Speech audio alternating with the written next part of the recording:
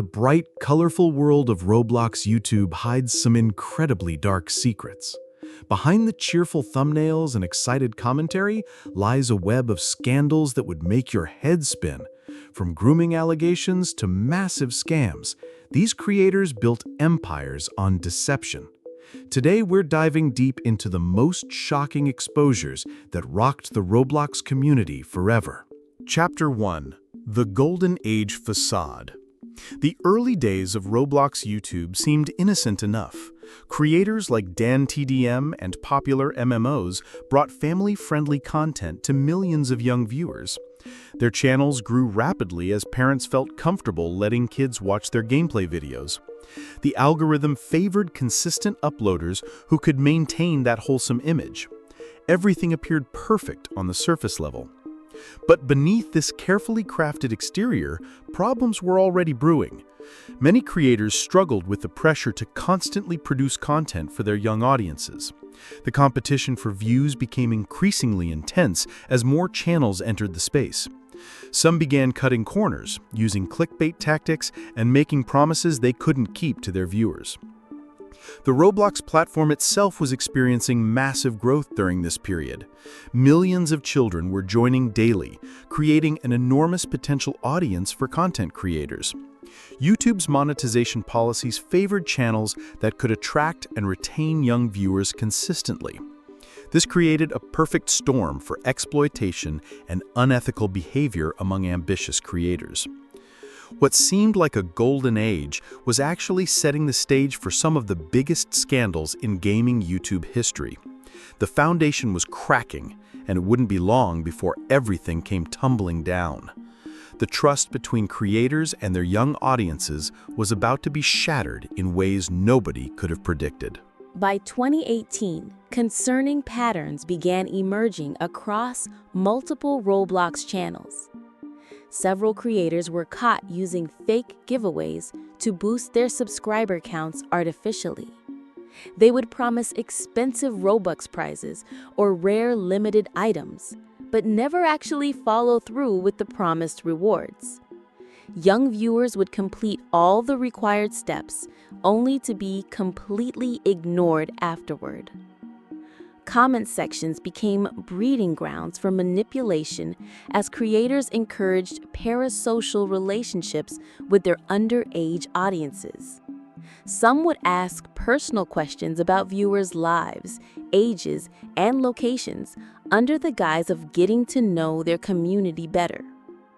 Red flags were everywhere, but the warning signs were largely dismissed by parents and platform moderators alike. The line between entertainment and exploitation started blurring as creators realized how easily influenced their young audiences could be.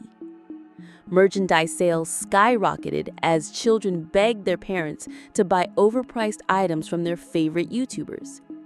The financial incentives were becoming too tempting for some creators to resist, regardless of ethical considerations. Several smaller channels were caught botting their view counts and subscriber numbers to appear more successful than they actually were. This artificial inflation made them seem more trustworthy to both viewers and potential brand sponsors. The deception was systematic and widespread, but it was only the beginning of much larger problems to come. Chapter 3: Kaneko Kitten's Controversial Past. Kaneko Kitten built a reputation as one of Roblox YouTube's most outspoken critics. His videos exposing other creators' wrongdoings earned him a loyal following among viewers who appreciated his brutally honest takes. However, his own past began catching up with him as screenshots of old Discord messages surfaced online. The evidence painted a troubling picture of his behavior toward younger users.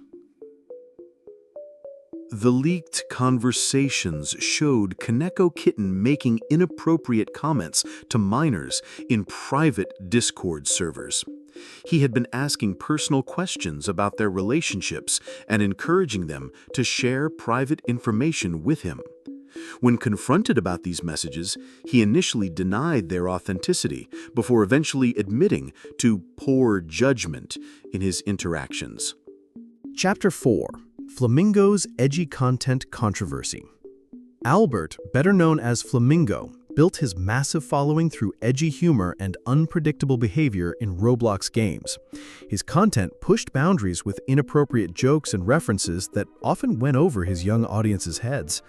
While many viewers found his chaotic energy entertaining, concerned parents and educators began questioning whether his content was appropriate for children on the platform. The controversy reached its peak when several of his videos were found to contain subtle adult references and innuendos disguised as innocent gameplay commentary. Child development experts argued that this type of content could be harmful to impressionable young minds. Critics accused him of deliberately targeting children with content that contained inappropriate material hidden beneath colorful gameplay footage. His defense centered around creative freedom and the argument that his content was intended for all ages, not specifically children. However, his demographic data clearly showed that the vast majority of his audience consisted of viewers under 13 years old. This made his claims about target audience seem disingenuous to many critics and concerned parents in the community. Despite the backlash, Flamingo's channel continued growing, highlighting the complex relationship between controversial content and YouTube's algorithm. His ability to maintain popularity while facing legitimate criticism raised questions about platform accountability. The incident became a case study in how creators could exploit gray areas in content guidelines while maintaining plausible deniability. Chapter 6: Poke's Gambling Controversy. Poke's channel focused heavily on Roblox gambling games and virtual casino experiences that attracted millions of young viewers. His enthusiastic reactions to wins and losses made gambling seem fun and exciting to impressionable children. Critics argued that his content was essentially promoting gambling addiction to minors through colorful Roblox gameplay. The ethical implications were staggering and largely ignored by platform moderators. The controversy intensified when it was revealed that many of the gambling sites he promoted were rigged in his favor. He had been given special accounts with higher win rates to make the games appear more rewarding than they actually were. This deceptive practice meant he was essentially scamming his young audience into wasting their money on predetermined losses. Parents began reporting that their children had spent hundreds of dollars on these gambling sites after watching Poke's videos. Some families went into debt as kids used stolen credit cards to fund their gambling habits. The real-world financial damage caused by his promotion of these sites was extensive and affected families across multiple countries and economic backgrounds. Despite mounting pressure from advocacy groups and concerned parents, Poke continued creating gambling content for months. His eventual pivot away from gambling-focused videos came only after YouTube began cracking down on such content more aggressively. By then, the damage to his reputation and the harm caused to his audience had already been done irreversibly. Chapter 7: Lisa Gaming's Deceptive Practices. Lisa Gaming built her following by claiming to be a young girl sharing her gaming experiences with other kids.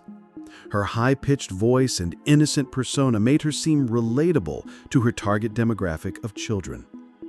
However, investigations revealed that Lisa was actually an adult man using voice modulation software to deceive his audience.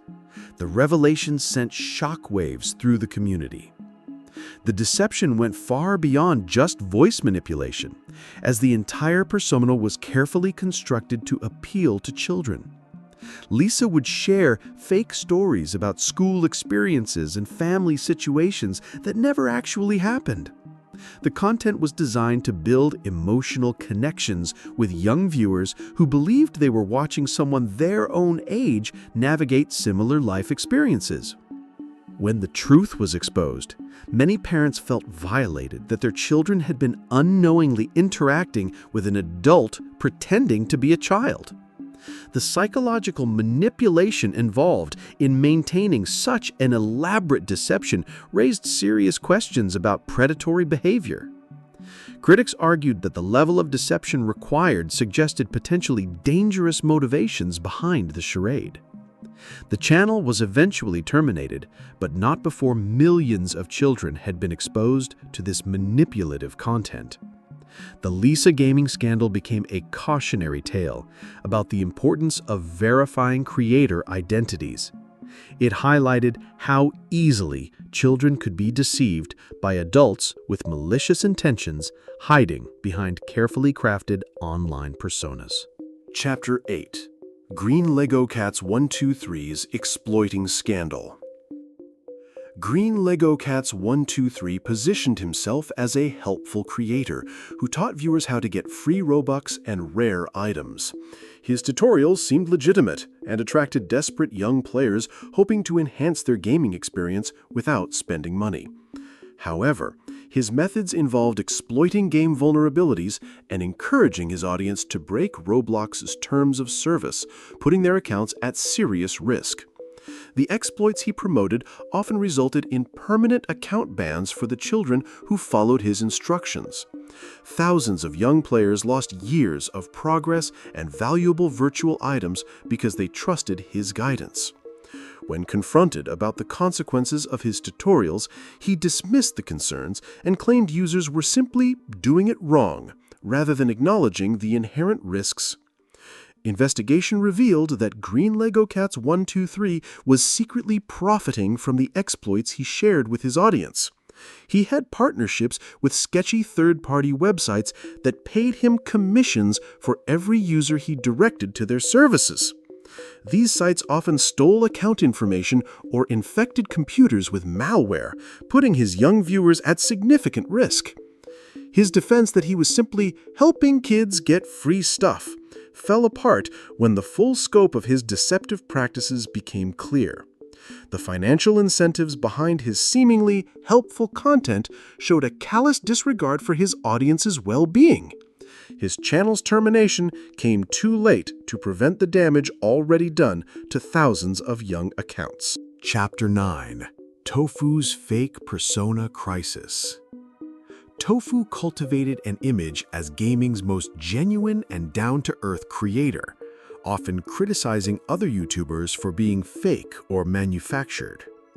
His authentic personality and relatable content made him extremely popular among viewers seeking honest gaming commentary.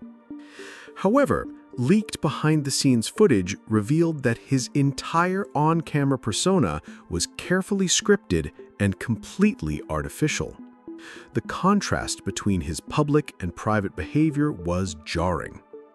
The leaked videos showed Tofu rehearsing his spontaneous reactions and planning out supposedly improvised moments in his gameplay videos. His natural speaking voice and personality were completely different from what viewers had come to know and love. The revelation that someone who built their brand on authenticity was actually one of the most manufactured creators on the platform shocked his loyal fan base. Former collaborators came forward with stories about his demanding and difficult behavior during video productions. They described him as controlling and manipulative, completely at odds with his friendly public image. The testimonies painted a picture of someone who was willing to exploit personal relationships for content creation while maintaining a facade of genuine friendship. His attempts to address the controversy only made things worse, as his explanations seemed rehearsed and insincere. Viewers could no longer trust anything he said, knowing how extensively he had been deceiving them about his true personality. The foundation of trust that had built his massive following crumbled overnight, proving that authenticity cannot be faked indefinitely, without consequences. Chapter 10: Dennis's Mental Health Manipulation. Dennis built his channel around sharing his personal struggles with depression and anxiety while playing Roblox games. His vulnerable storytelling created deep emotional connections with viewers who related to his mental health journey. However, former friends revealed that he had been exaggerating and fabricating many of his struggles specifically to generate sympathy and engagement from his audience. The manipulation went beyond simple exaggeration, as Dennis would time his most emotional content to coincide with major revenue opportunities. His breakdown videos consistently performed better than regular gaming content, encouraging him to manufacture more dramatic personal crises. He exploited his audience's empathy and genuine concern for his well-being to maximize his profit margins systematically. Several mental health advocates criticized his approach for potentially romanticizing depression and anxiety among impressionable young viewers. His dramatic presentations of mental health struggles could encourage his audience to view these serious conditions as desirable or attention-worthy. The potential psychological damage to vulnerable viewers was significant and largely ignored by platform moderators. When confronted with evidence of his manipulation, Dennis initially doubled down by creating even more emotional content about being misunderstood and attacked. His inability to take accountability for exploiting serious mental health topics for profit ultimately led to his downfall. The community eventually recognized his patterns and stopped engaging with his manipulative content strategies. Chapter 11. Russo Plays Cryptocurrency Scam. Russo Plays leveraged his massive young audience to promote a cryptocurrency project called Russo Coin that promised revolutionary changes to gaming economies.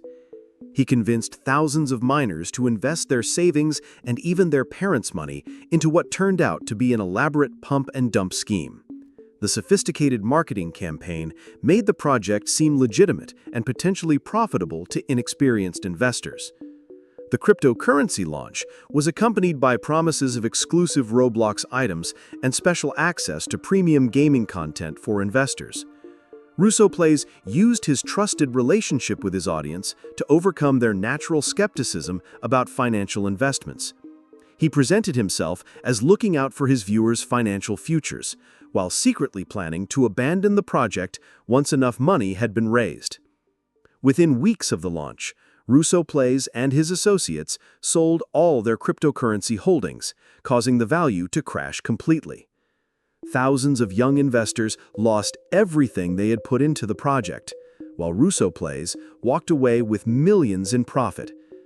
The sophisticated nature of the scam suggested careful planning and complete disregard for his audience's financial well-being. Legal action was eventually taken against Russo Plays and his associates for securities fraud and targeting minors with unregistered investments. However, most of the stolen money was never recovered, leaving his young victims with significant financial losses. The scandal highlighted the dangers of influencers promoting financial products to underage audiences without proper oversight or regulation. Chapter 12. Temprist's Subscriber Manipulation. Temprist discovered that manufacturing drama with other creators could generate massive viewership spikes across his channel.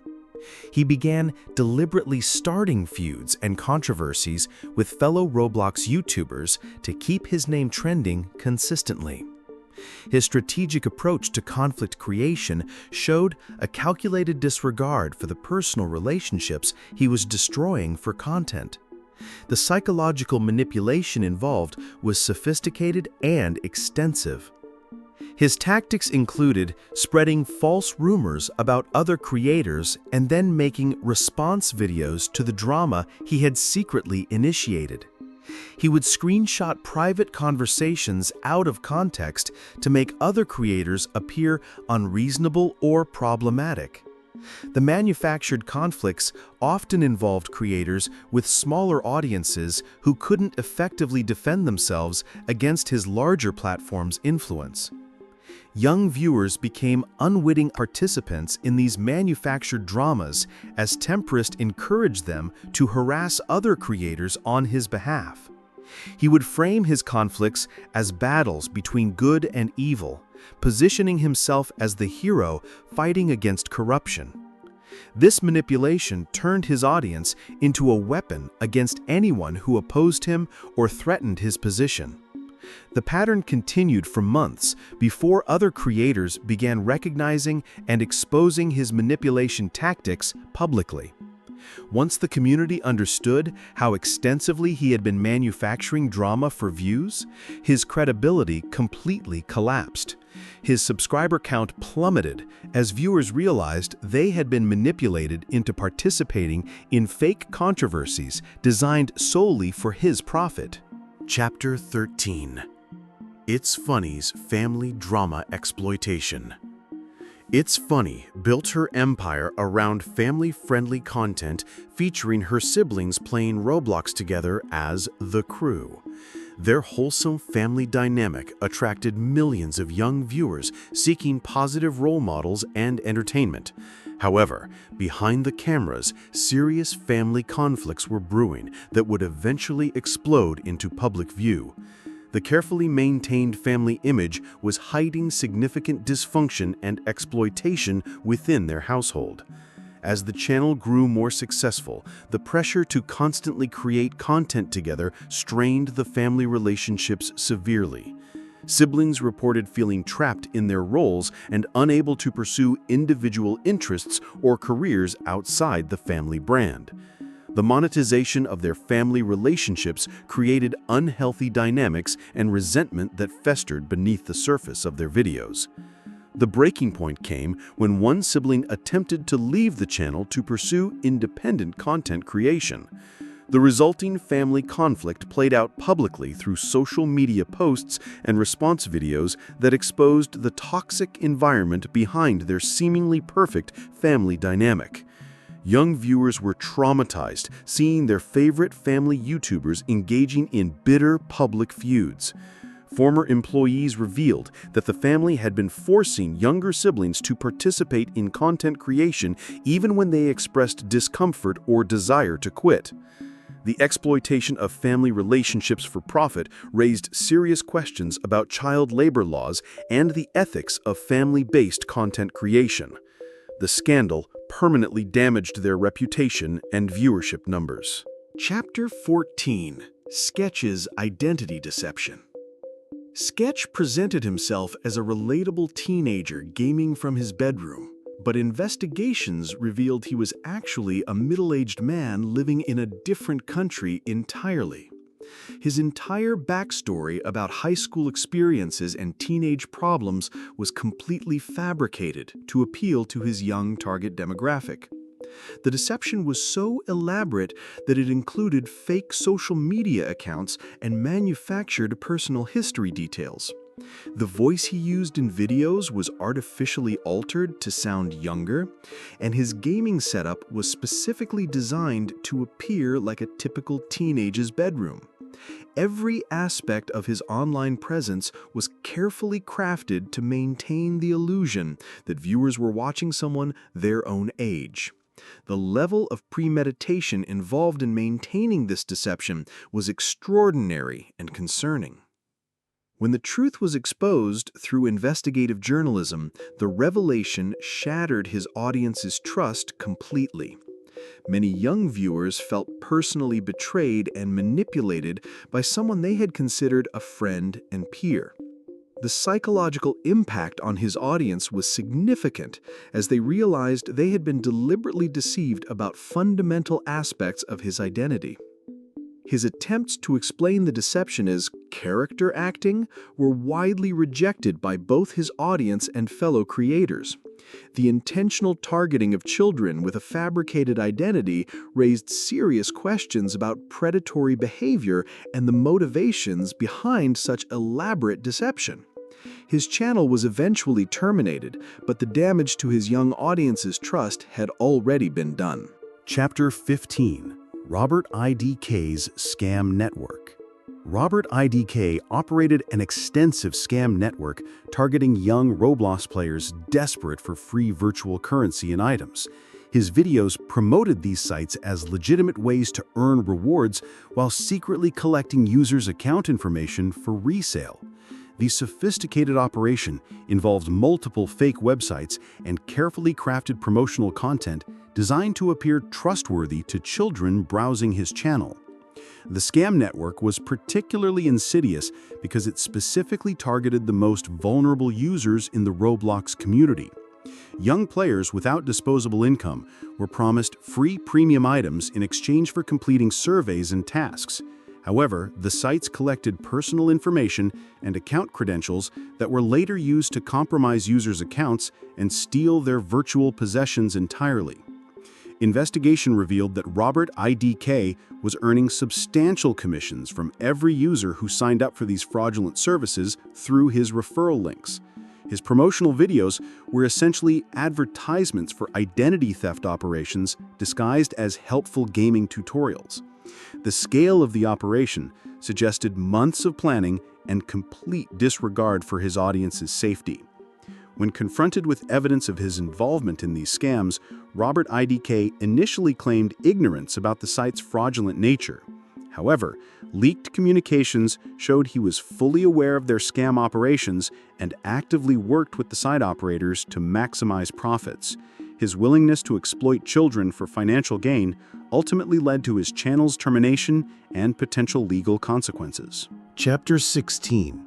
Inquisitor Master's Manipulation Tactics. Inquisitor Master built her following by creating elaborate role plays and storytelling content within Roblox games that attracted millions of young female viewers. However, former collaborators revealed that she used sophisticated psychological manipulation tactics to control her friends and maintain her position as the group's leader. Her behind-the-scenes behavior was reportedly controlling and emotionally abusive toward anyone who worked with her regularly. The manipulation extended to her audience through carefully crafted content designed to make viewers emotionally dependent on her videos for entertainment and social connection. She would create artificial drama and cliffhangers that kept children obsessively returning to her channel for resolution. The psychological tactics she employed were designed to maximize engagement regardless of their impact on young viewers' mental health. Several former friends came forward with stories about how she would turn group members against each other to maintain control over the collaboration dynamic. She allegedly used private information shared in confidence as weapons against anyone who challenged her authority or threatened to leave the group. The emotional manipulation created a toxic environment that affected everyone involved. Her response to these allegations involved attacking her accuser's credibility and mobilizing her fan base to harass anyone who spoke out against her. This pattern of using her audience as a weapon against critics became a signature tactic that silenced many potential whistleblowers.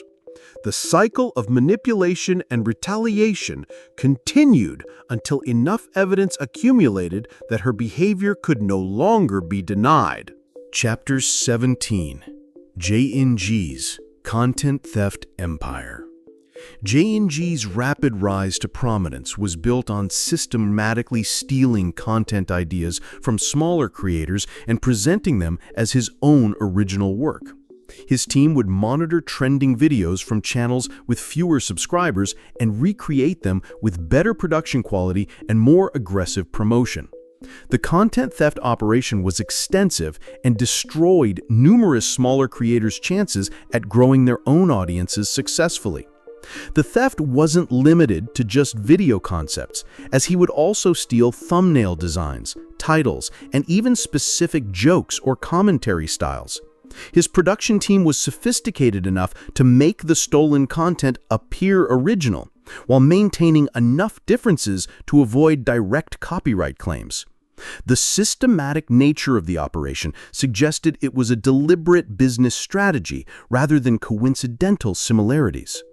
Smaller creators began organizing to expose his content theft patterns by creating detailed comparison videos showing the similarities between their original work and his copies.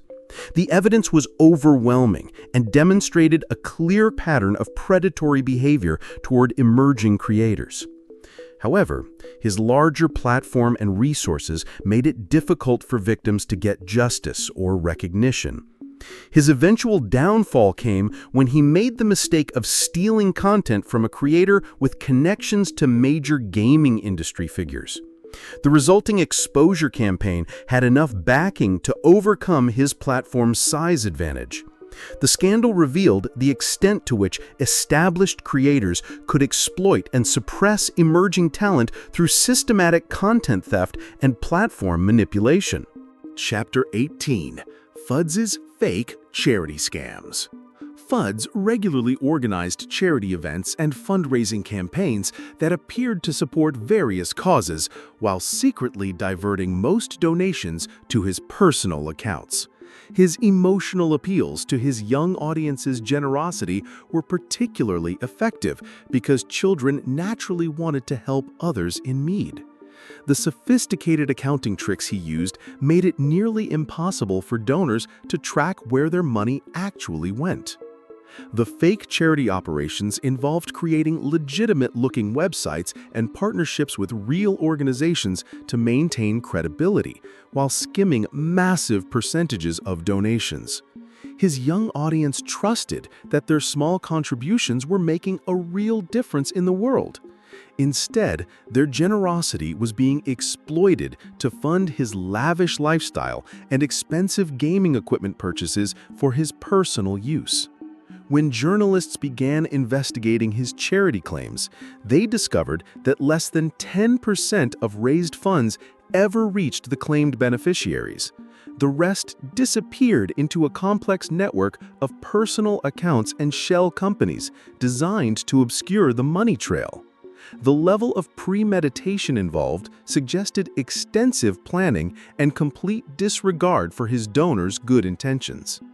His response to the investigation was to create emotional videos claiming he was being attacked by jealous competitors trying to destroy his reputation. However, the financial evidence was overwhelming and impossible to explain away convincingly. The charity scam revelation destroyed his credibility and led to potential criminal charges for fraud and theft from charitable organizations. Chapter 20: Roblox Oof's Copyright Infringement Empire. Roblox Oof built a massive following by using copyrighted music and sound effects in his videos without permission from the original creators. His content regularly featured popular songs and audio clips that attracted viewers but violated intellectual property laws on a massive scale. The systematic nature of his copyright infringement suggested deliberate disregard for legal boundaries and creators' rights. His channel became a case study in how creators could exploit copyright loopholes and delayed enforcement to build massive audiences before facing consequences. The revenue generated from his infringing content far exceeded any potential penalties, making copyright violation a profitable business strategy. This approach influenced many other creators to adopt similar tactics, regardless of legal implications. The music industry eventually organized a coordinated response to his persistent copyright infringement that resulted in hundreds of simultaneous takedown requests. His channel received so many copyright strikes that it was automatically terminated by YouTube's system. The aggressive legal response sent a clear message about the consequences of systematic intellectual property theft. His attempts to restart his channel on alternative platforms were quickly shut down as the music industry continued pursuing legal action against him. The case became a landmark example of how copyright holders could effectively combat persistent infringers through coordinated enforcement efforts. His story served as a warning to other creators about the long-term consequences of building their success on stolen content. Chapter 21: Mr. Beast Gaming's Exploitation Allegations. While MrBeast Gaming maintained a clean public image, behind-the-scenes reports suggested concerning treatment of young participants in his Roblox challenge videos.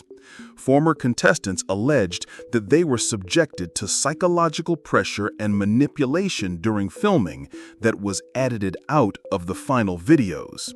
The competitive challenges often involved elements that could be harmful to children's mental health and self-esteem. The selection process for his challenges allegedly favored vulnerable participants who were more likely to provide dramatic reactions for content. Young contestants reported feeling exploited and manipulated during the filming process, with their emotional breakdowns being encouraged for better video content. The power dynamic between a massive creator and excited young fans made it difficult for participants to advocate for themselves.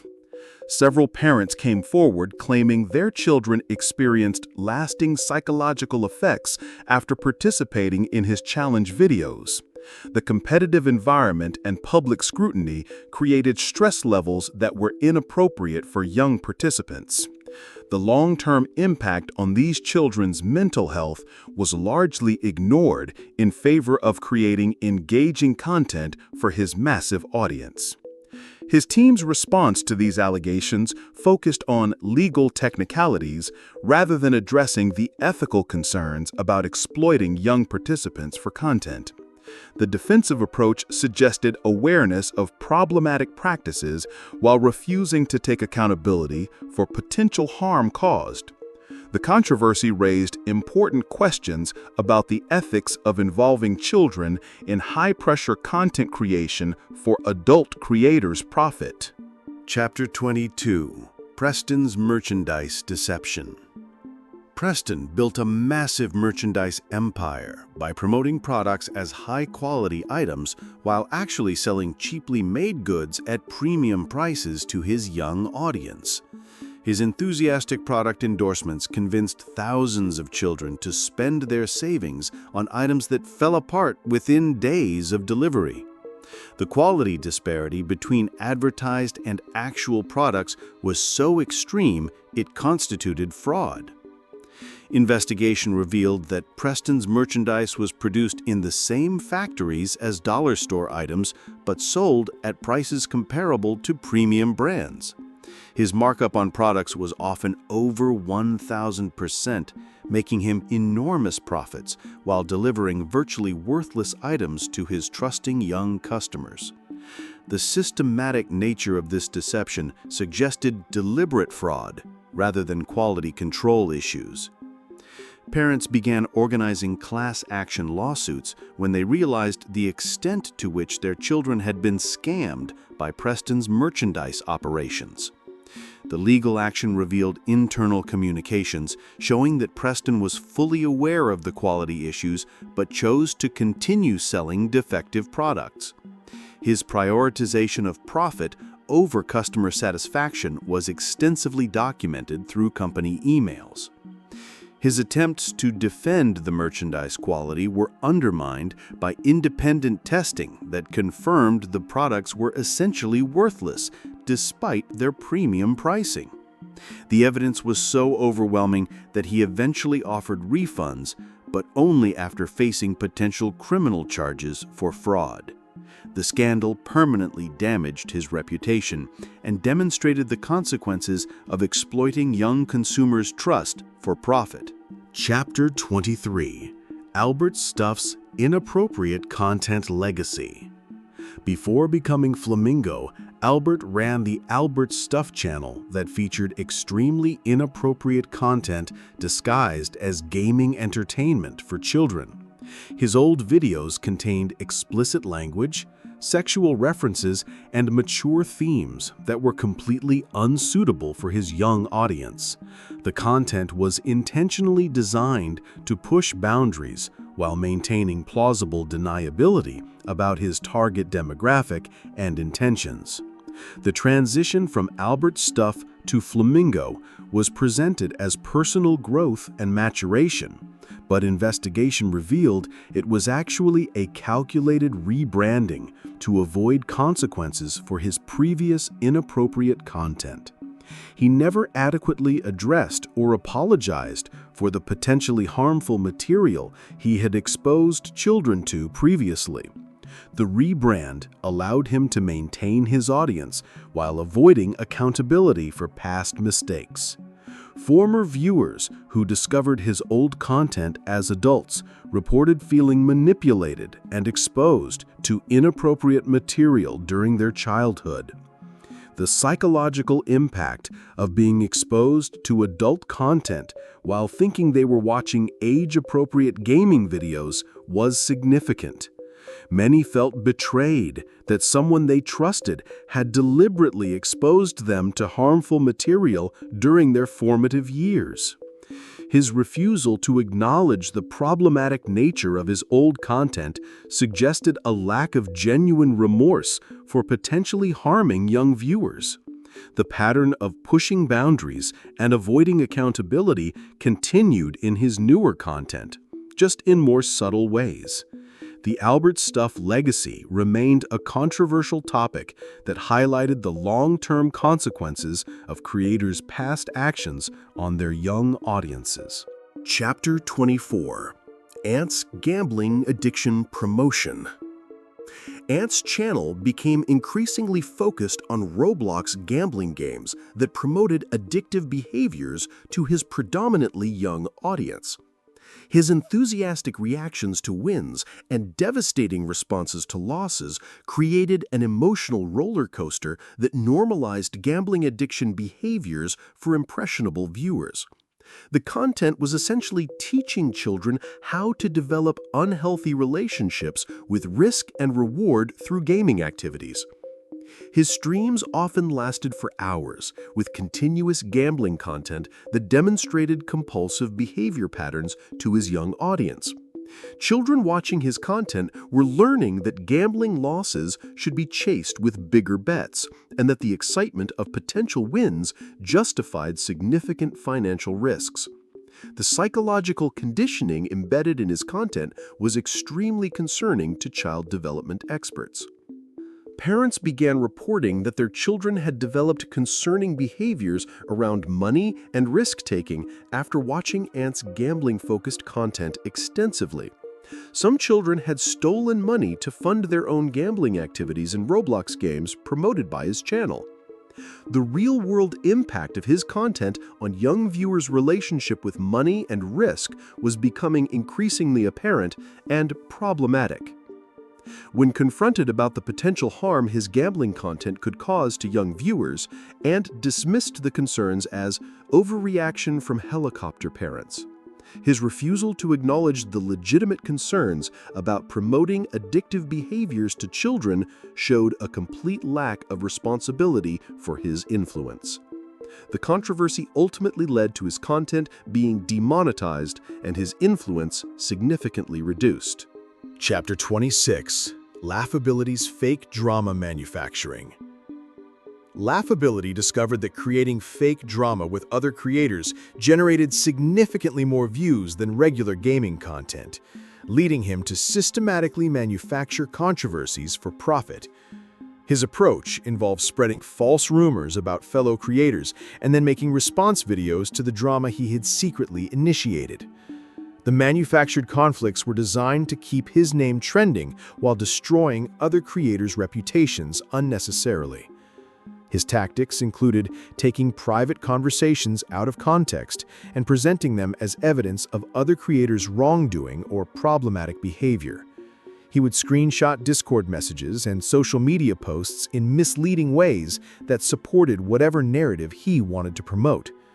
The manipulation of evidence was sophisticated enough to convince his audience that the manufactured drama was genuine and organic. Young viewers became unwitting participants in his manufactured conflicts as he encouraged them to choose sides and attack other creators on his behalf. He would frame every situation as a moral battle between good and evil, positioning himself as the hero exposing corruption.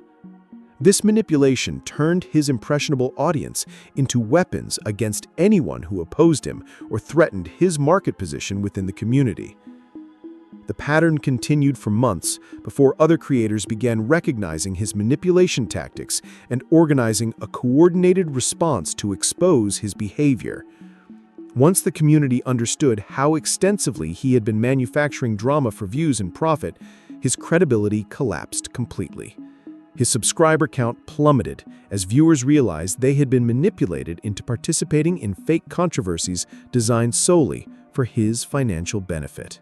Chapter 27: Sedang's Exploitative Challenge Content. Sedang created increasingly dangerous and exploitative challenge videos that put young participants at physical and emotional risk for entertainment value. His challenges often involved elements that could cause injury or psychological harm, but the exciting presentation made them appear fun and safe to his young audience. The progression toward more extreme content showed a concerning disregard for participant safety in favor of viral potential. Former participants reported being pressured to continue with challenges even when they expressed discomfort or fear about potential consequences. The competitive environment he created made young people feel obligated to push beyond their comfort zones to avoid disappointing him or appearing weak. The psychological pressure tactics he employed were particularly effective on impressionable young participants seeking approval from their gaming idol. Several participants suffered injuries during his challenge videos that were edited out of the final content to maintain the illusion of safety.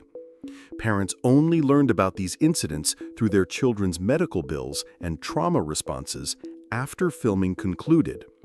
The systematic concealment of injuries and negative consequences showed deliberate deception about the true risks involved in his content creation. His response to criticism about participant safety was to blame the individuals for not following instructions properly rather than acknowledging the inherent dangers in his challenge designs. This deflection of responsibility showed a complete lack of accountability for the harm his content caused to young participants. The pattern of escalating danger and refusing responsibility ultimately led to his channel being demonetized and investigated. Chapter 28: Gaming with Jen's Relationship Exploitation.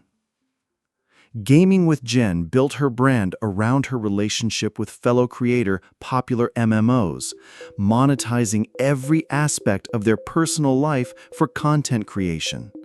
Their relationship drama, conflicts, and intimate moments were all transformed into video content for their young audience to consume. The exploitation of their personal relationship for profit created unhealthy dynamics that ultimately destroyed their partnership both professionally and personally. The couple's private conflicts were regularly turned into public entertainment, as they would film videos discussing their relationship problems and disagreements. Young viewers were exposed to adult relationship dynamics they weren't mature enough to understand or process appropriately. The monetization of personal trauma and conflict set concerning precedents for boundary crossing in content creation within gaming communities. When their relationship eventually ended, the breakup became a multi-part series that generated millions of views and substantial revenue for both creators. The exploitation of their personal pain for profit was disturbing to watch, especially considering their young audience was emotionally invested in their relationship. The public nature of their breakup created additional trauma for viewers who had parasocial attachments to the couple. Former friends revealed that the relationship conflicts were often manufactured or exaggerated specifically for video content rather than genuine relationship issues. The systematic exploitation of their personal lives for profit showed how far creators were willing to go to maintain relevance and revenue. The damage to their personal relationship was irreversible, and both creators struggled to rebuild their individual brands afterwards. Chapter 29: Alex's Cryptocurrency Pump Schemes. Alex leveraged his young audience to pump various cryptocurrency projects that he had secretly invested in before promoting them to his viewers. His educational videos about blockchain technology and digital currencies appeared legitimate, but were actually sophisticated pump and dump schemes targeting inexperienced young investors. The manipulation was particularly effective because children trusted his financial advice without understanding the market manipulation involved. The cryptocurrency promotions were carefully timed to coincide with his secret investments and sales, allowing him to profit from his audience's buying activity. His young viewers would purchase the promoted currencies, driving up prices that allowed Alex to sell his holdings at maximum profit. The systematic nature of this market manipulation suggested extensive planning and complete disregard for his audience's financial well-being. Investigation revealed that Alex had earned millions in profits from these pump and dump schemes, while his young audience lost their savings on worthless cryptocurrency projects. The sophisticated coordination required for these operations suggested involvement with professional financial fraud networks. His willingness to exploit children's trust for financial gain crossed clear ethical and legal boundaries that warranted serious consequences.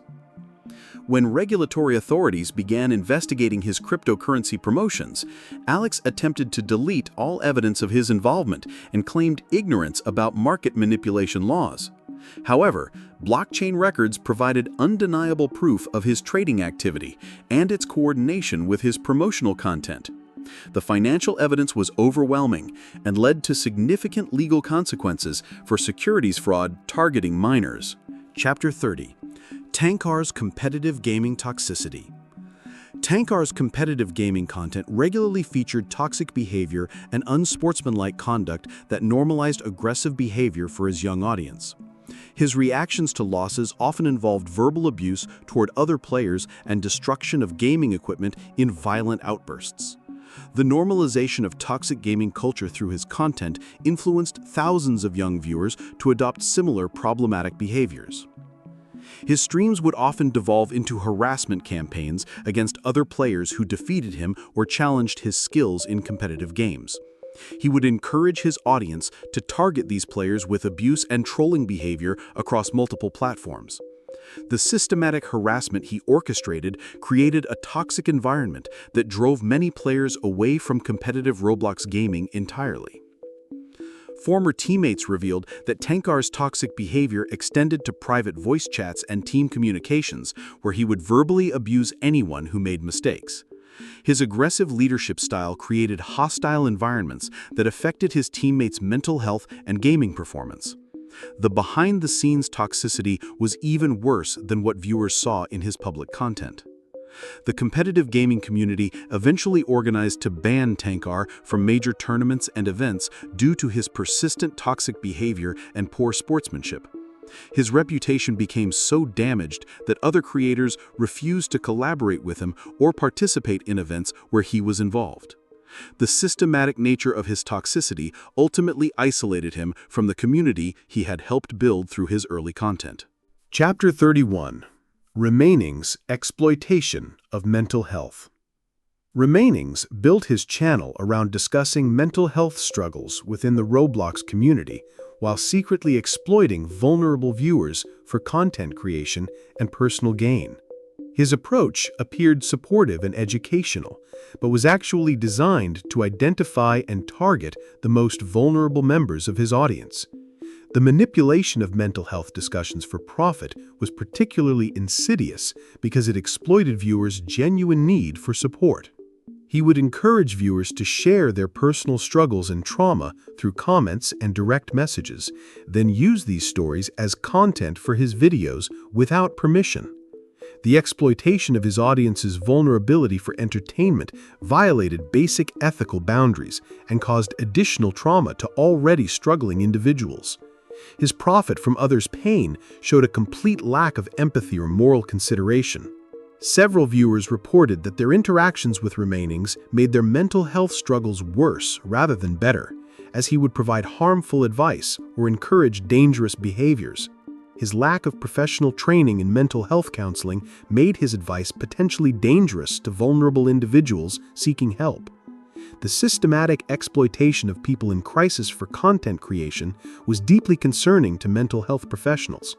When mental health advocates began exposing his exploitative practices, Remainings responded by attacking his credentials and claiming they were jealous of his success in helping people. His defensive response and refusal to acknowledge the harm he was causing showed a complete lack of accountability. The controversy ultimately led to his content being demonetized and his influence in mental health discussions being significantly reduced. Chapter 33: Cletus's Fake Disability Exploitation. Cletus built sympathy and support from his audience by claiming to have various disabilities and medical conditions that were later revealed to be completely fabricated.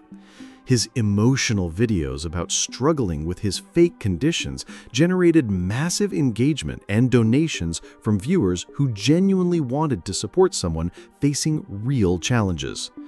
The systematic exploitation of his audience's empathy for profit was particularly despicable. The fabricated medical conditions allowed him to excuse poor content quality and irregular upload schedules while maintaining audience loyalty through sympathy rather than entertainment value. He would create dramatic videos about medical appointments and treatments that never actually occurred.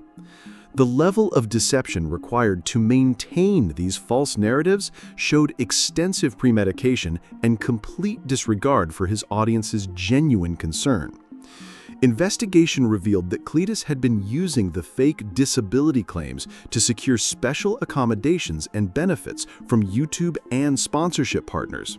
His fraudulent medical documentation was sophisticated enough to fool platform representatives and brand managers for extended periods.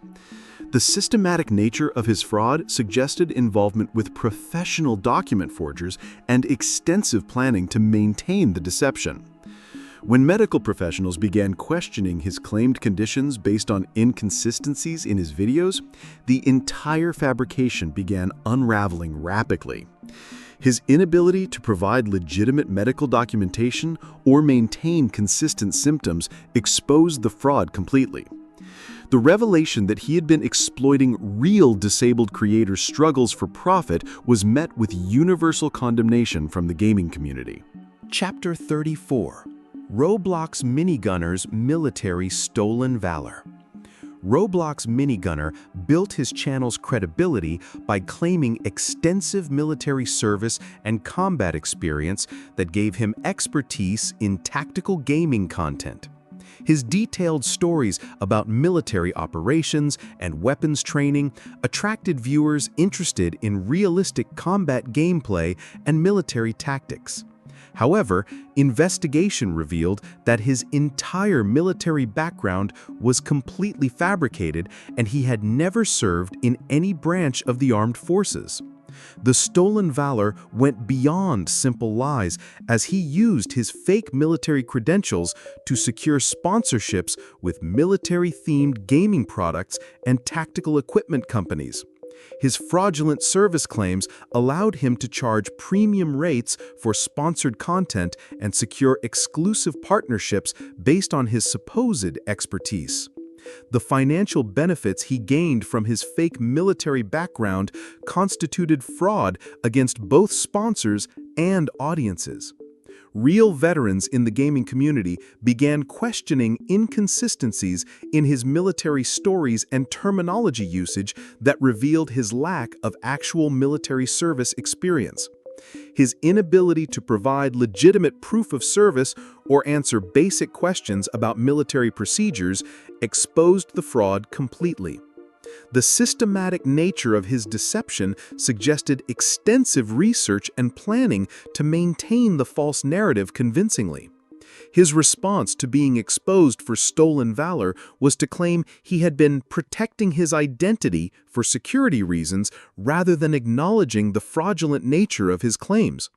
The defensive approach and continued lies even after being caught showed a complete lack of respect for actual military service members. The scandal led to his immediate demonetization and termination from all military-related sponsorship partnerships. Chapter 35. Cookie Swirl C's Manipulative Child Content. Cookie Swirl C created content specifically designed to manipulate young children through bright colors, repetitive patterns, and psychological triggers that encouraged obsessive viewing behaviors. Her videos were engineered to be addictive to developing minds rather than genuinely entertaining or educational. The systematic exploitation of child psychology for profit raised serious concerns about the ethics of targeting such young audiences with manipulative content. Child development experts identified multiple problematic elements in her content design that could potentially harm young viewers' attention spans and emotional development. The rapid-fire editing, artificial excitement, and constant stimulation were specifically designed to overwhelm young minds and encourage binge-watching behaviors. The psychological manipulation embedded in her content was sophisticated and clearly intentional rather than coincidental. Parents reported that their children became obsessed with her content to the point of ignoring other activities, relationships, and responsibilities. The addictive nature of her videos created unhealthy viewing habits that affected children's sleep schedules, social development, and academic performance. The real-world impact of her manipulative content on young viewers was extensive and concerning to child welfare advocates. Her defense that she was simply creating entertaining content for children was undermined by evidence showing deliberate implementation of psychological manipulation techniques designed to maximize watch time. The systematic nature of her approach to exploiting child psychology for profit crossed clear ethical boundaries. The controversy led to increased scrutiny of children's content and calls for better protection of young viewers.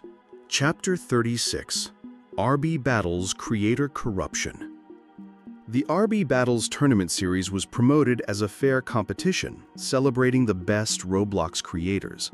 But investigation revealed extensive corruption and predetermined outcomes designed to maximize drama and viewership. Popular creators were given advantages and inside information that allowed them to prepare for challenges, while smaller creators competed at significant disadvantages. The manipulation of competition results for entertainment value undermined the integrity of the entire event. Evidence surfaced showing that certain creators had been promised advancement to later rounds regardless of their actual performance in challenges. The predetermined narratives required specific creators to succeed or fail at particular moments to maintain dramatic tension throughout the series. This manipulation turned what appeared to be genuine competition into scripted entertainment disguised as authentic gaming contests. Smaller creators who participated reported feeling exploited and deceived when they realized the competition was rigged against them from the beginning. Their genuine efforts and skills were irrelevant because the outcomes had been decided in advance for entertainment purposes. The psychological impact of discovering they had been used as unwitting participants in fake competitions was significant and lasting. The exposure of the rigged competition destroyed the credibility of future RB Battles events and raised questions about other seemingly legitimate Roblox competitions.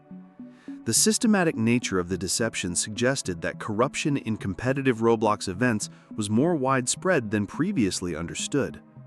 The scandal led to calls for transparency and oversight in creator-organized competitions to protect participants from exploitation. Chapter 39. Terabyte Games Fake Relationship Drama. Terabyte Games built their channel around the romantic relationship between the two creators, monetizing every aspect of their personal lives for content creation.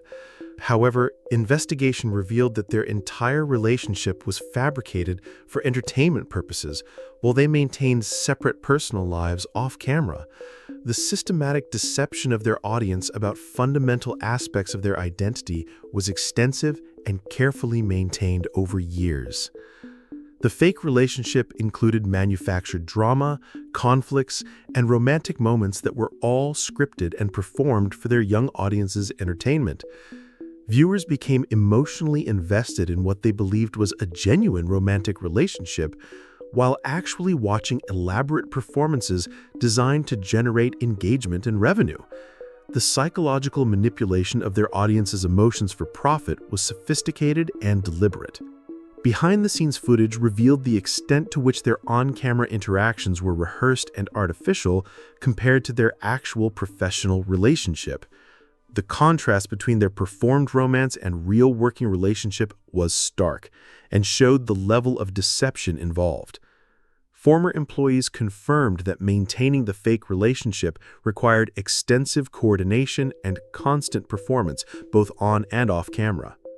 When the truth about their fabricated relationship was exposed, many young viewers felt personally betrayed and manipulated by creators they had trusted and admired. The psychological impact of discovering that a relationship they had been emotionally invested in was completely fake was significant. The revelation highlighted how creators could exploit their audience's emotional investment for profit, while providing nothing genuine in return. Chapter 40.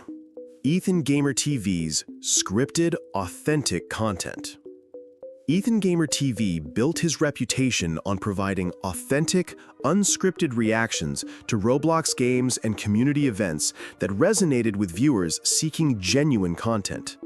However, leaked production documents revealed that every aspect of his supposedly spontaneous content was carefully scripted and rehearsed in advance.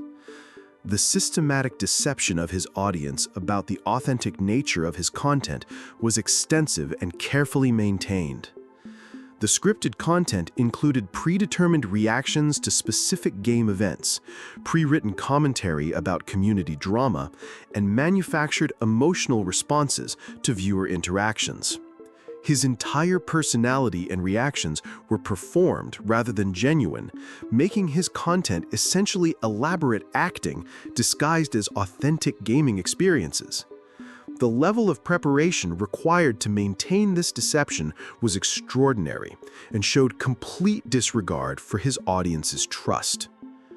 Former production team members revealed the extensive planning that went into creating his spontaneous moments and authentic reactions to unexpected game events. The contrast between his performed personality and actual character was significant enough to constitute identity fraud. His willingness to deceive his audience about fundamental aspects of his content showed a systematic approach to manipulation for profit. When the scripted nature of his content was exposed, viewers felt betrayed and manipulated by someone they had trusted to provide genuine experiences and reactions. The revelation that his entire brand was built on deception destroyed his credibility completely. His subscriber count plummeted as viewers realized they had been watching elaborate performances disguised as authentic content for years. Chapter 41. Zeph Plays Account Hacking Operation.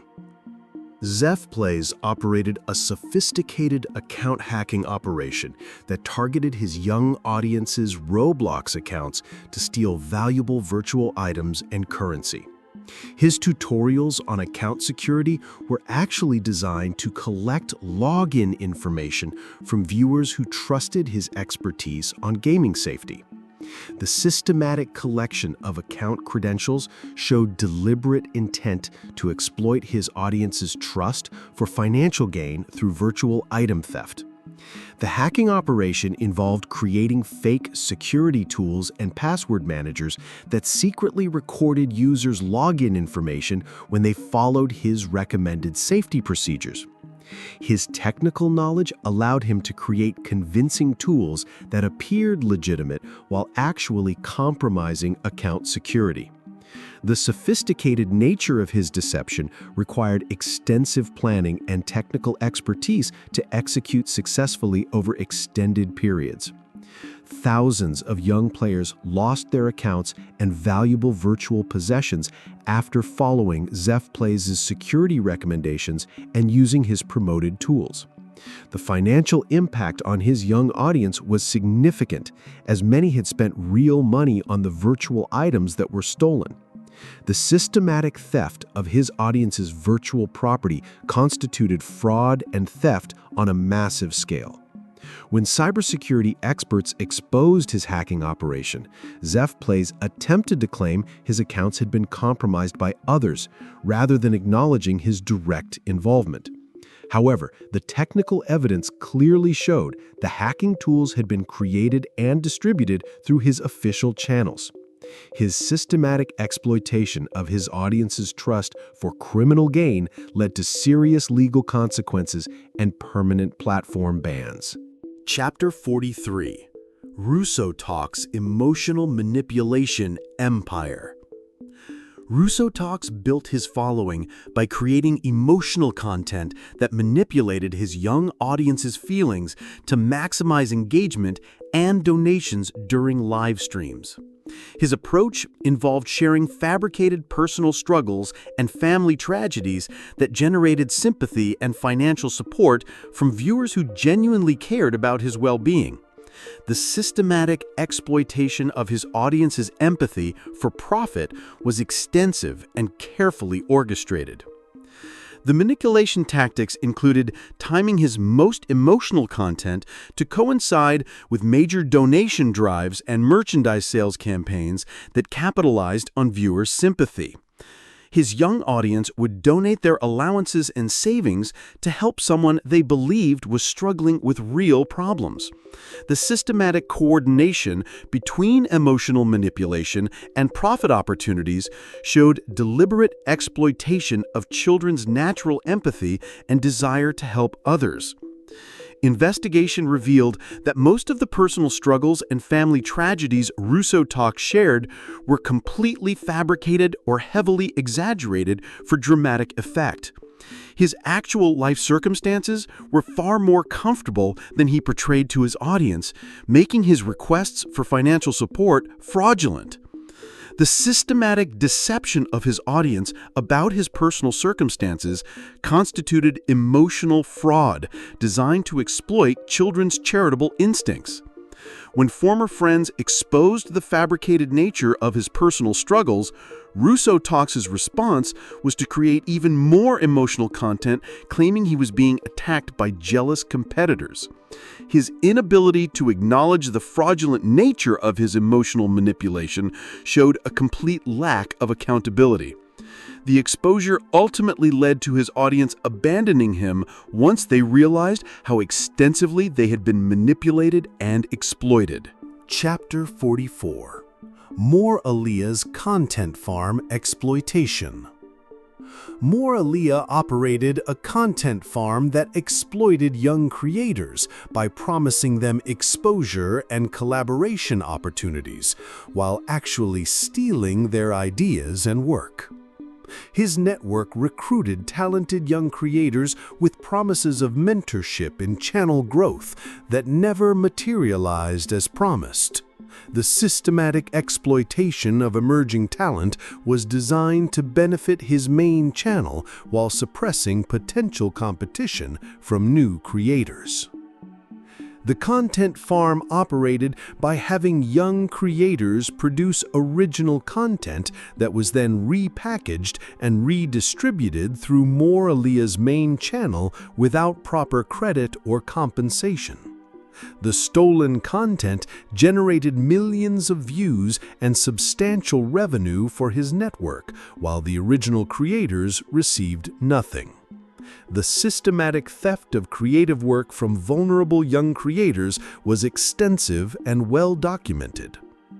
Several young creators came forward with evidence of how More Aaliyah had promised them collaboration opportunities and revenue sharing that never materialized after their content was stolen. The contracts they signed were deliberately misleading and contained clauses that transferred all ownership rights to his network. The legal manipulation of inexperienced young creators showed sophisticated exploitation designed to steal their creative work legally. When the content theft operation was exposed, Moralia claimed he had been providing valuable exposure and learning opportunities to young creators, rather than exploiting them. However, the financial records clearly showed massive profits from stolen content, while the original creators received no compensation. The systematic nature of his exploitation ultimately led to legal action and platform termination. Chapter 45: Radio JH Games' Fake Family Content.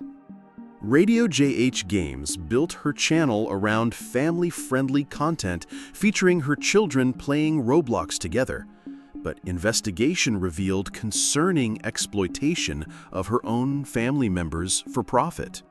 Her children were forced to participate in content creation even when they expressed discomfort or desire to pursue other activities. The monetization of her family relationships created unhealthy dynamics that prioritized profit over children's well-being. The family content included manufactured drama and conflicts between family members that were scripted and performed for audience entertainment rather than genuine family interactions. Her children were essentially child actors, performing roles rather than naturally enjoying gaming experiences together.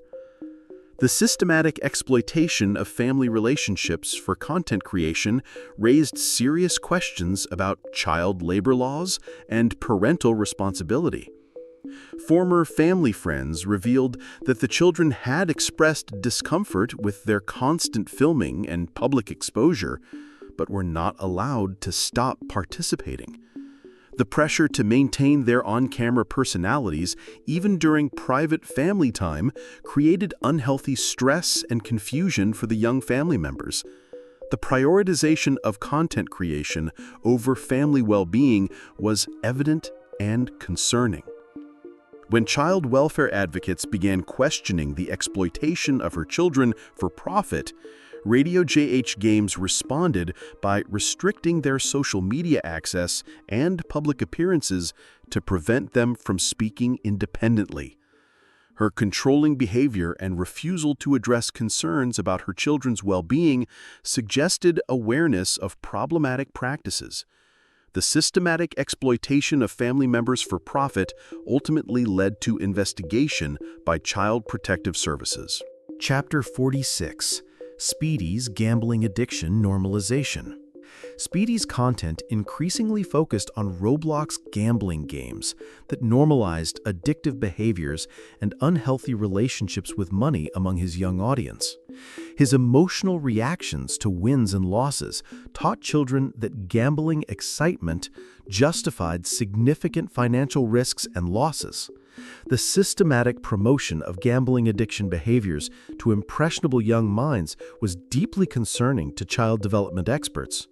His live streams would often feature hours of continuous gambling content that demonstrated compulsive behavior patterns and poor decision-making around money management.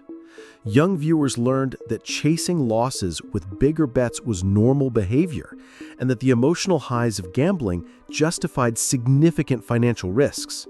The psychological conditioning embedded in his content was designed to normalize unhealthy relationships with money and risk-taking.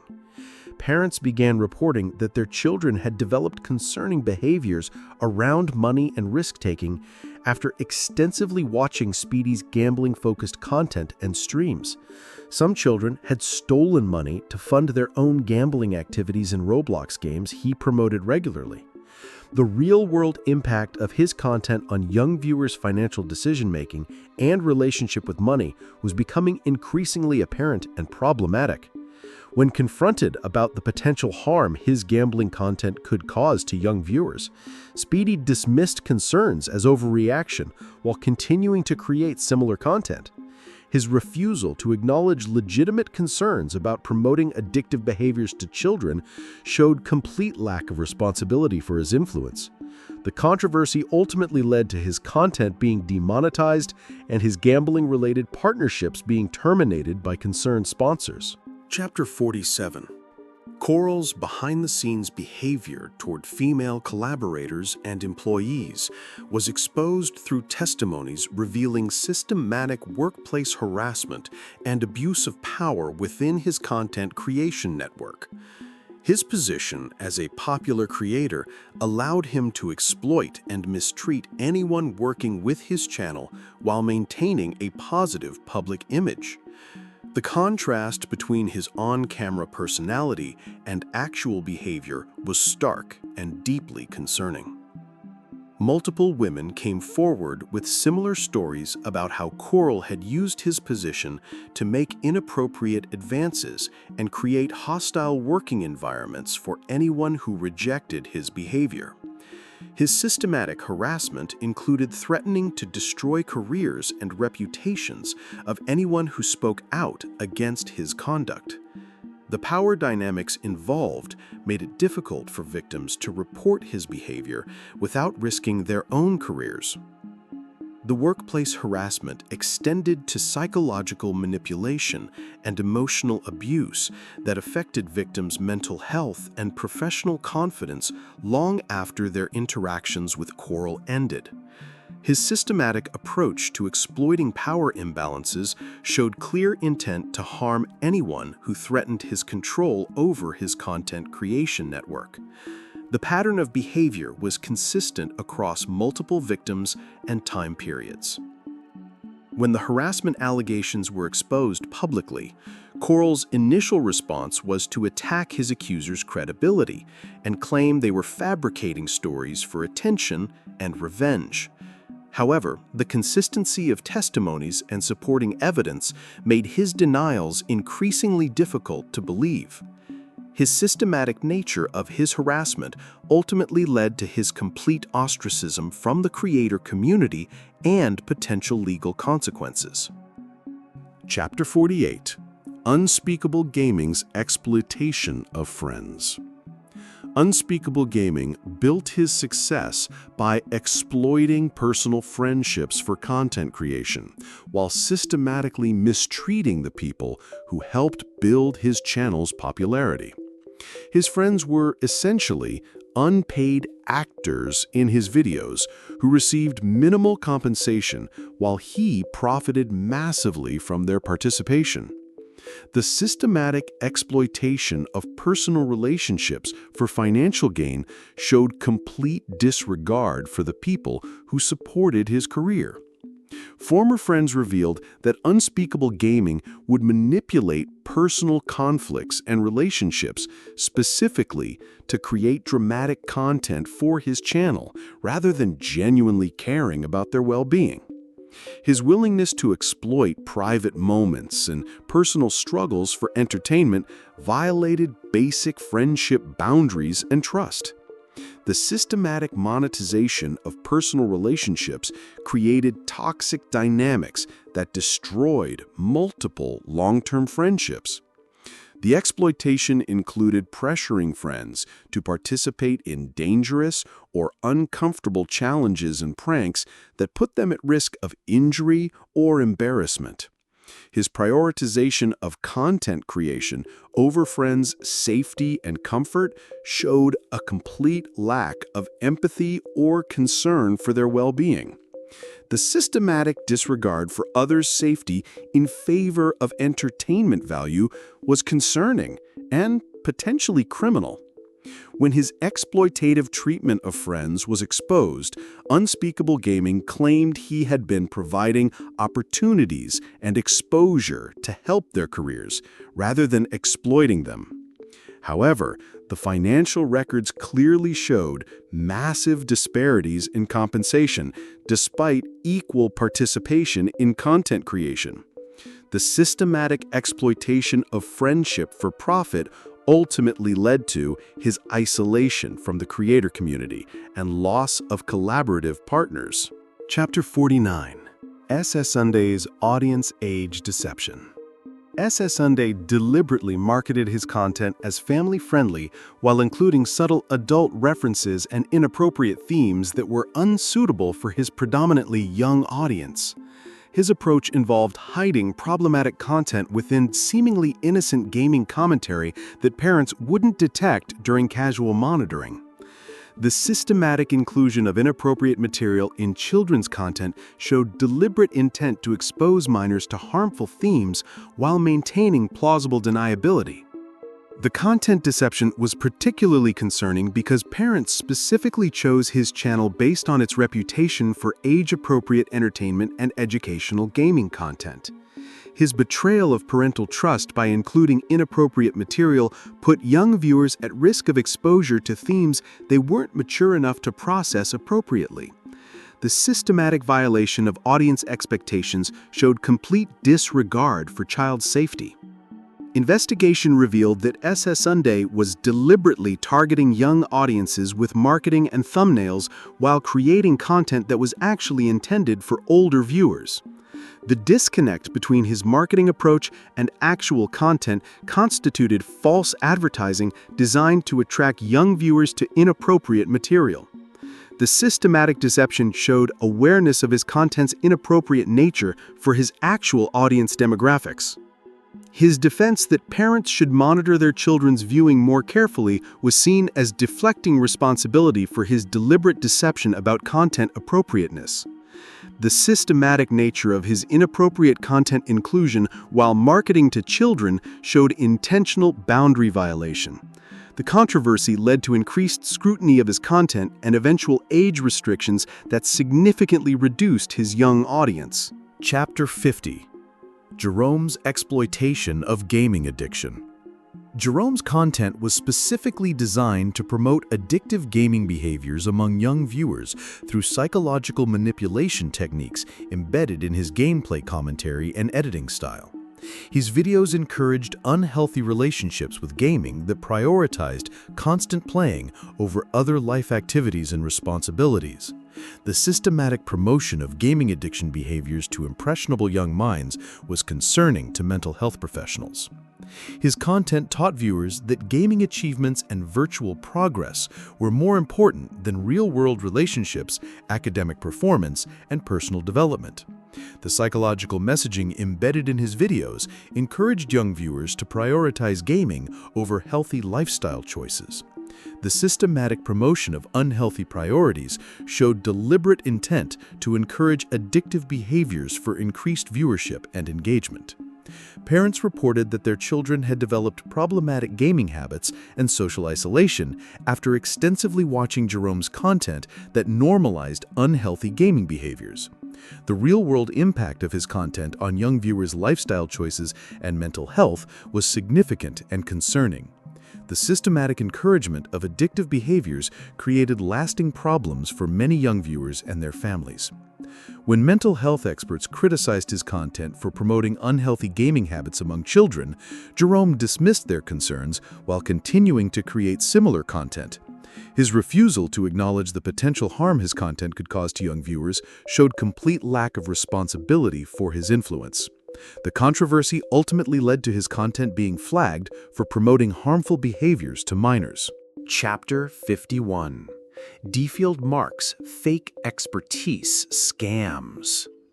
Defield Mark built his credibility by claiming extensive experience in game development and programming that qualified him to teach young viewers about creating their own Roblox games.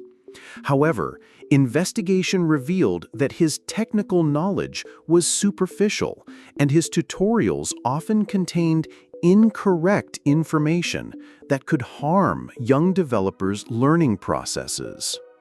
The systematic deception about his expertise was designed to sell expensive courses and coaching services to inexperienced young creators. His educational content was filled with technical inaccuracies and outdated information that could actually hinder young developers' progress rather than helping them improve their skills. The misleading tutorials wasted countless hours of young creators' time while teaching them bad practices that would need to be unlearned later. The systematic provision of harmful educational content showed complete disregard for his students' development and success. Investigation revealed that Defield Mark had been copying his tutorials from legitimate educational resources without understanding the underlying concepts he was teaching to his audience. His lack of actual expertise made his paid coaching services worthless, while still charging premium prices to young creators seeking guidance. The fraudulent nature of his educational offerings constituted theft from students who trusted his claimed expertise. When programming experts exposed the inaccuracies in his educational content, Defield Mark claimed he was being attacked by jealous competitors rather than acknowledging his lack of genuine expertise. His defensive response and continued promotion of incorrect information showed unwillingness to prioritize his students' education over his profit margins. The scandal ultimately led to refunds being demanded and his educational content being flagged as misleading. Chapter 52: Landon MC's Community Manipulation. Landon MC used sophisticated psychological manipulation techniques to turn his audience against other creators and maintain his position as the dominant voice in Roblox gaming discussions. His approach involved creating false narratives about competitors while positioning himself as the only trustworthy source of information. The systematic manipulation of community opinion was designed to eliminate competition while building an empire based on manufactured controversy and division. His manipulation tactics included spreading false rumors about other creators' personal lives and professional conduct through carefully crafted videos that appeared to be legitimate exposés. The sophisticated presentation of misleading information convinced his audience that he was performing a public service by exposing corruption. His ability to weaponize his audience against targeted creators was systematic and devastatingly effective at destroying reputations and careers. The psychological conditioning he employed taught his young audience to distrust other creators and sources of information, while viewing him as their only reliable guide. This cult-like mentality made his viewers extremely resistant to contradictory evidence or alternative perspectives about the creators he targeted. The systematic isolation of his audience from other viewpoints created an echo chamber that amplified his influence and control. When his manipulation tactics were exposed through coordinated investigation by multiple targeted creators, Landon MC responded by attempting to turn the exposure into another manufactured controversy. His inability to acknowledge his systematic manipulation showed complete lack of accountability for the harm he had caused to other creators and his own audience. The revelation of his tactics ultimately led to his influence being significantly diminished. Chapter 53: Gray Still Plays Dangerous Challenge Promotion. Gray Still Plays created increasingly dangerous challenge content that encouraged young viewers to attempt risky behaviors in real life while claiming his videos were purely entertainment. His challenges often involved elements that could cause serious injury or property damage when attempted by inexperienced children. The systematic promotion of dangerous activities to impressionable young minds showed complete disregard for viewer safety in favor of viral content creation. The dangerous challenges were presented as fun and exciting experiences, while downplaying or completely ignoring the potential risks and consequences of attempting them. His enthusiastic presentation made dangerous activities appear safe and enjoyable to young viewers who lacked the experience to assess risks appropriately. The systematic minimization of danger while promoting risky behavior was particularly irresponsible given his young audience demographics. Several children were seriously injured while attempting challenges inspired by Grace Still Plays content, leading to hospitalizations and permanent disabilities in some cases. Parents reported that their children had attempted dangerous stunts after watching his videos, despite being taught about safety in other contexts. The real-world consequences of his dangerous content were severe and affected families across multiple countries. His response to reports of injuries caused by his content was to add minimal disclaimers while continuing to create similar dangerous challenge videos. The inadequate safety warnings and continued promotion of risky behavior showed unwillingness to prioritize viewer safety over content performance. The systematic promotion of dangerous activities ultimately led to his content being age-restricted and demonetized by concerned platform administrators. Chapter 54. Ashley the Unicorn's Identity Theft Operation. Ashley the Unicorn operated a sophisticated identity theft operation that used her platform to collect personal information from young viewers under the guise of community building and fan engagement. Her requests for personal details appeared innocent, but were actually designed to gather information for identity theft and financial fraud targeting her audience's families. The systematic collection of sensitive information showed deliberate criminal intent disguised as fan interaction. The identity theft operation involved creating fake contests and giveaways that required participants to provide personal information, including full names, addresses, and family details. Her young audience eagerly provided this information, believing they were entering legitimate competitions for gaming prizes and exclusive content access. The sophisticated presentation of fraudulent contests made them appear trustworthy to inexperienced young participants. Thousands of families experienced identity theft and financial fraud after their children provided personal information through Ashley the Unicorn's fake contests and community engagement initiatives. The financial impact was devastating for many families who discovered unauthorized accounts and fraudulent charges months after their children had innocently participated. The scale of the identity theft operation was massive and affected victims across multiple countries. When cybersecurity experts exposed her identity theft operation, Ashley the Unicorn attempted to claim her accounts had been compromised by others, rather than acknowledging her direct involvement in the criminal enterprise. However, the evidence clearly showed the fraudulent activities had been coordinated through her official channels and social media accounts. The systematic nature of her identity theft operation led to serious criminal charges and international law enforcement cooperation. Chapter 55. FGTV's Scripted Family Dysfunction. FGTV built their massive following by presenting their family as genuinely enjoying gaming together, while actually forcing family members to participate in scripted content that created artificial drama and conflict. The manufactured family dynamics were designed to generate engagement while creating toxic relationships behind the scenes. The systematic exploitation of family relationships for entertainment violated basic principles of healthy family functioning.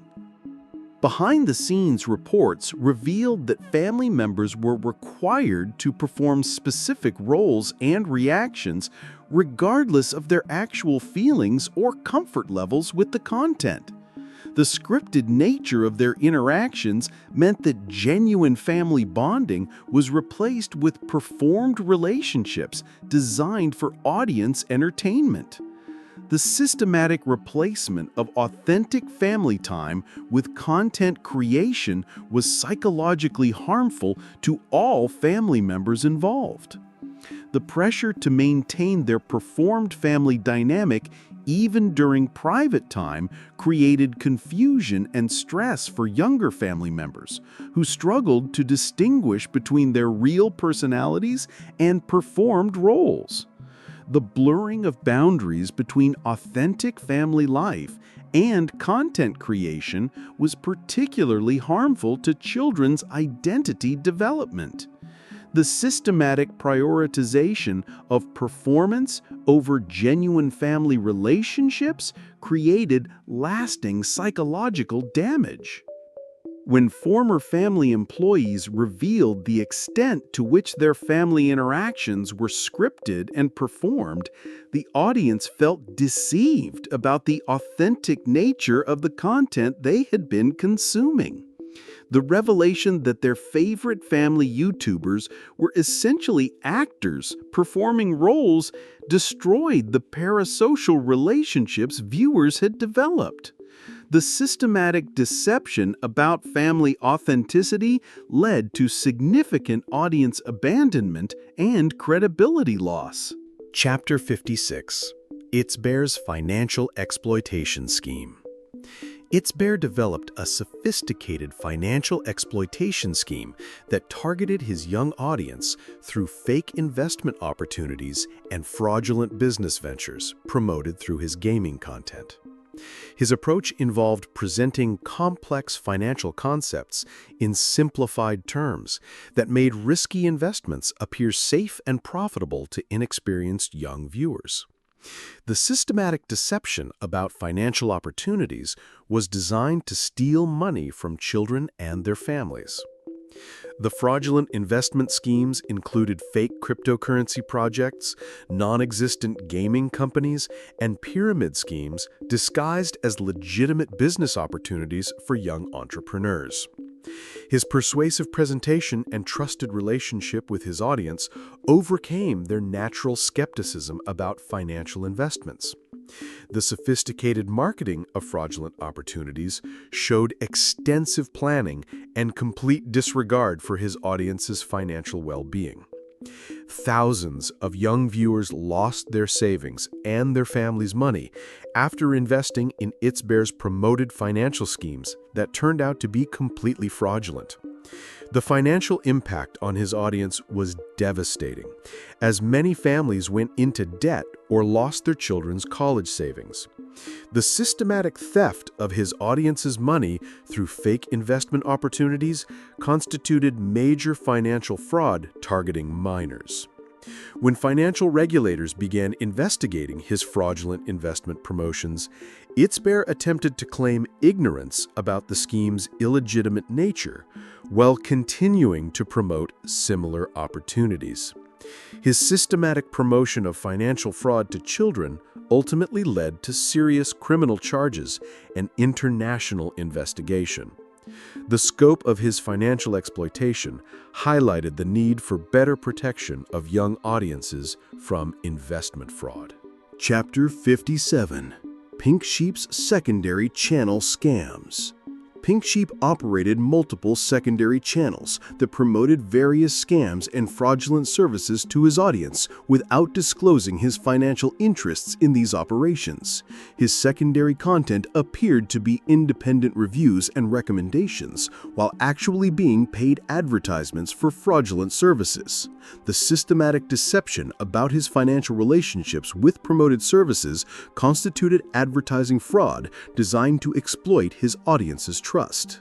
The secondary channel operations included promoting fake Robux generators, account boosting services, and fraudulent gaming tools that either stole user information or infected computers with malware.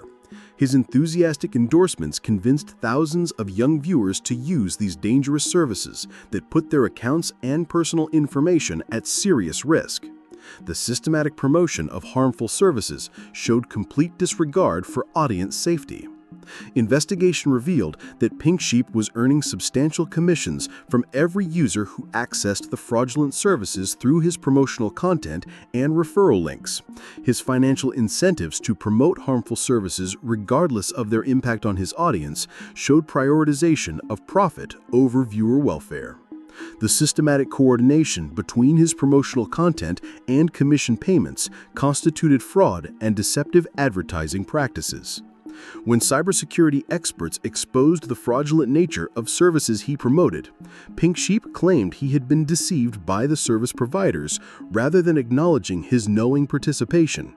However, evidence showed he had been aware of user complaints and security issues while continuing to promote the same harmful services.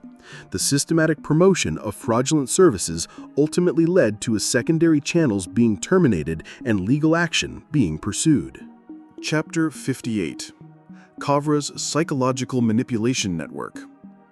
Kavra operated a sophisticated psychological manipulation network that used multiple channels and platforms to identify and exploit vulnerable young viewers across the Roblox community. His approach involved creating different personas to appeal to various demographic groups, while systematically collecting personal information and building inappropriate relationships. The coordinated nature of his manipulation network showed extensive planning and systematic approach to exploiting vulnerable children. The manipulation network used gaming mentorship programs and exclusive community access to build trust with young viewers before gradually escalating to inappropriate personal interactions. His systematic approach to identifying vulnerable targets showed clear predatory intent, designed to exploit children's natural desire for attention and guidance from successful creators. The psychological manipulation techniques he employed were sophisticated and clearly designed to exploit developing minds. Multiple victims across different platforms came forward with similar stories about how Kavra had used his various personas to manipulate them into inappropriate relationships and situations. The consistency of manipulation tactics across different identities showed systematic approach to exploitation rather than isolated incidents. The coordinated nature of his predatory network suggested extensive experience and planning in exploiting vulnerable young audiences. Law enforcement agencies coordinated international investigations as Kavra's manipulation network operated across multiple countries and platforms using various identities and channels. The scope of his operations was massive and involved systematic exploitation of hundreds of young victims. The exposure of his manipulation network led to multiple arrests and highlighted the sophisticated methods predators use to exploit young audiences through gaming platforms. The exposure of systematic exploitation and abuse within the Roblox YouTube community led to significant changes in how platforms monitor creators and protect young audiences from harmful content. Community advocacy groups organized to demand better protection mechanisms and accountability measures for creators who target children with their content. The coordinated response showed the gaming community's commitment to protecting vulnerable young members from exploitation and abuse. Content creators began implementing better safety practices and transparency measures to rebuild trust with audiences who had been betrayed by numerous scandals and revelations of exploitation. The community developed new standards for appropriate interaction with young audiences and reporting mechanisms for concerning behavior. The systematic changes in community standards showed recognition of the need for better protection of vulnerable viewers from predatory creators. Platform policies were significantly strengthened to address the specific vulnerabilities that had been exploited by predatory creators targeting young gaming audiences. The implementation of better monitoring systems and consequence structures showed institutional recognition of the systematic problems that had been allowed to flourish. The policy changes were designed to prevent future exploitation while providing better support for victims of past abuse. The recovery process included education initiatives to help young viewers and their families recognize manipulation tactics and predatory behavior in gaming content. The community's commitment to protecting future generations from similar exploitation showed growth and learning from past failures. The systematic approach to prevention and education demonstrated the gaming community's determination to create safer environments for young participants. Chapter 60: Lessons Learned and Moving Forward. The systematic exploitation and abuse revealed throughout these exposures highlighted the urgent need for comprehensive protection of young audiences in gaming content creation. The patterns of manipulation, fraud, and predatory behavior showed that the problems were institutional rather than isolated incidents involving individual bad actors. The scope of exploitation revealed the vulnerability of young audiences and the responsibility of platforms to protect them from harm. The community's response to these revelations demonstrated the importance of accountability, transparency, and victim support in creating safer environments for young content consumers. The systematic changes implemented after these exposures showed that meaningful reform was possible when communities organized to demand better protection. The lessons learned from these scandals provided frameworks for preventing similar exploitation in the future. Moving forward, the gaming community committed to maintaining vigilance against predatory behavior while supporting creators who prioritize audience welfare over profit maximization. The systematic approach to prevention and education showed recognition that protecting young audiences requires ongoing effort and community involvement. The commitment to transparency and accountability represented significant progress towards safer gaming content for vulnerable young viewers. The legacy of these exposures serves as a permanent reminder that the responsibility for protecting young audiences belongs to creators, platforms, and community members working together. The systematic nature of past exploitation highlighted the need for constant vigilance and immediate action when concerning behavior is identified. The gaming community's commitment to learning from these failures provides hope for creating genuinely safe and supportive environments for future generations of young gamers.